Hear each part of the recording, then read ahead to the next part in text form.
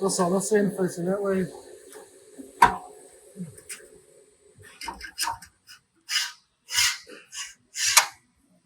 Obviously the bottom slot for these din rails.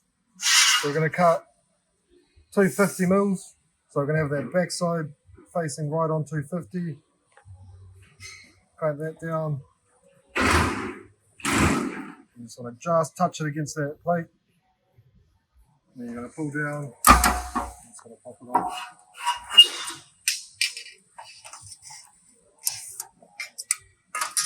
It's going to be your 250 exactly.